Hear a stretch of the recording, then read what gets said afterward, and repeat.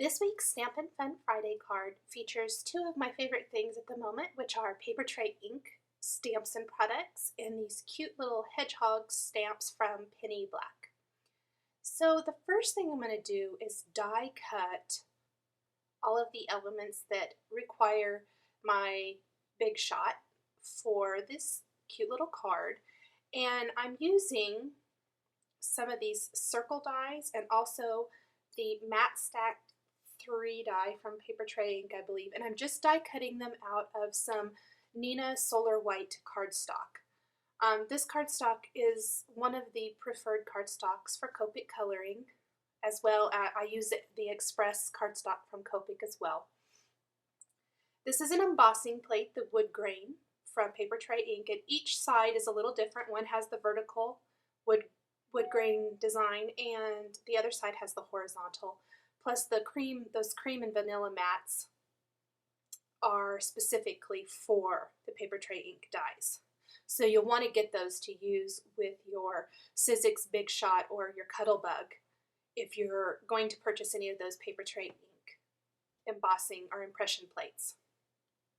So I scored my card in half. This is some Spring Rain cardstock from Papertrey ink, and I'm also using Smoky Shadow in the gray, and this is the Edger's dies. And again, these are one of the newer dies, I believe, and there is one that works for a vertical card and one that works for a horizontal. A lot of times when I'm doing a vertical card, I prefer it to open from the bottom like a horizontal card, but with the vertical design. So I will cut a sheet of 8.5 by 11 cardstock in half vertically and then score it in half and do my card that way. Just using a little glue dot there to hold my paper in place with these Edger's dies, just so they don't slip while I'm running them through my Big Shot. You could use Scotch tape too, but I couldn't find mine, so I just used some glue dots, just one little glue dot, and hold it in place. And you can see it really makes a nice edge to your card. I'm hoping that Papertrey ink does some more of those because I really like those. Nice, easy way to get a real pretty edge.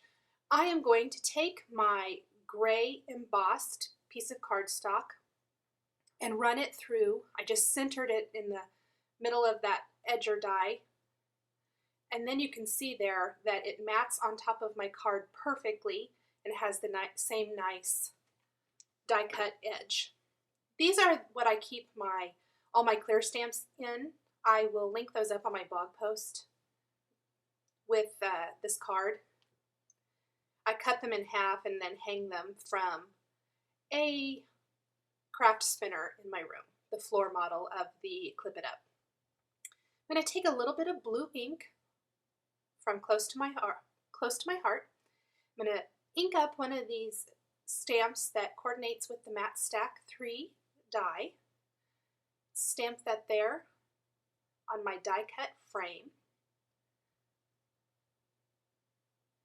Next, I'm going to take the die cut circle. Oh, I'm going to take my greeting first, I forgot, and use this basic gray ink from Stampin' Up. This is my favorite go-to ink at the moment. Now, the card you're going to see in the photos says Feel Better Soon. I actually did 2 of these cards exactly the same. This one says Belated Birthday Wishes. I have a card I need to send, a birthday card that I need to send that's a little bit late. So you could use any kind of theme with this particular card, and it was real easy to make multiples of. Next, I'm going to take that little hedgehog stamp from Penny Black, ink it up with some Memento Tuxedo Black ink, and stamp it in the little die cut circle I have there. You can see that was perfect size for that circle. Cute little hedgehog sticking out of the little flower pot there. And now I am quickly going to speed through my coloring of this. I used a lot of the same Copic markers that I use for coloring a Caucasian skin tone. I just didn't blend them near as well. I kind of wanted it to be a little bit more contrast or whatever. I'm using cool grays for the little hair on the hedgehog, and then I'm going to blend that with very, very light, E0000.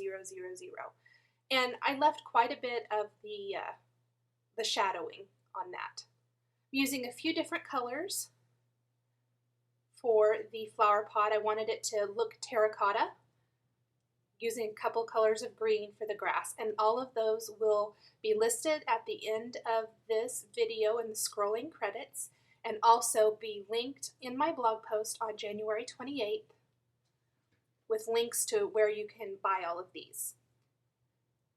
I buy a lot of my Copic markers from Ellen Hudson.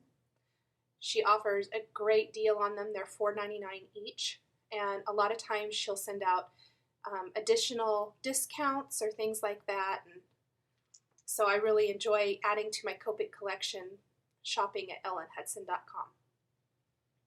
I'm using the tip-to-tip Copic coloring technique to add a little bit of blue sky there to the remaining part of my circle die cut. I could have left this white or masked it off and stamped it, but a lot of times I like to just add just a soft color to the back. So I'm using the colorless blender, which it's not, don't let the name fool you, it's not really a blender. It pushes the ink around, but it also lightens up when using with another color.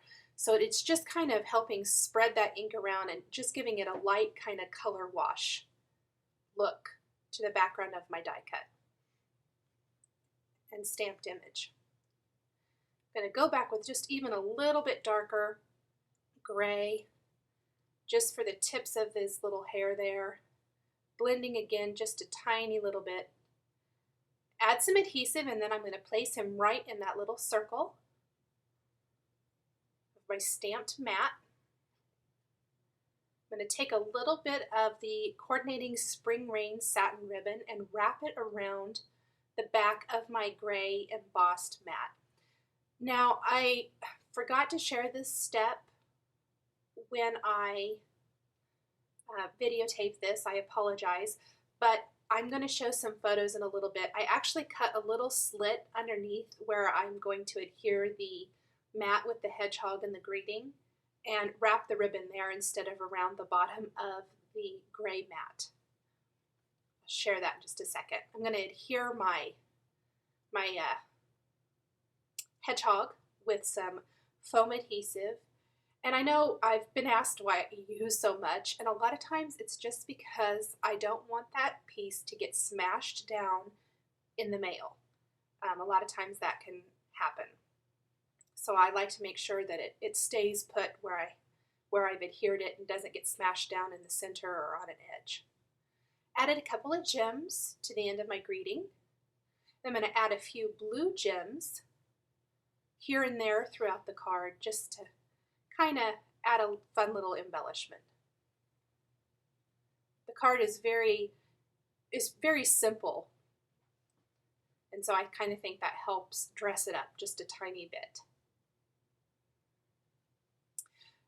I also forgot, before I adhered the matte stack here, to stamp my butterfly.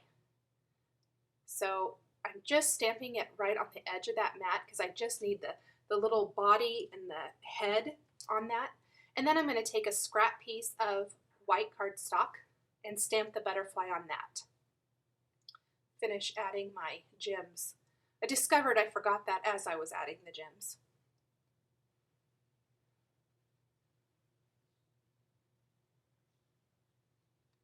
Finish those. I thought even it out to add a few on the bottom. Okay, here are those photos. I just took a craft knife and cut a little slit in the gray mat and then brought the ribbon from the back up through there. And then I'll tie it in a bow. And that way you don't lose out on the pretty design at the bottom of your card. I'm going to take a few blues and purples and just kind of bring those in to meet at the center and cut that out. Very simple. Glued him right to the edge of the card and added a little black glitter pin for detail. For more information on this card, please visit my blog at www.nicholmagouirk.typepad.com on January 28, 2011. Thanks for watching.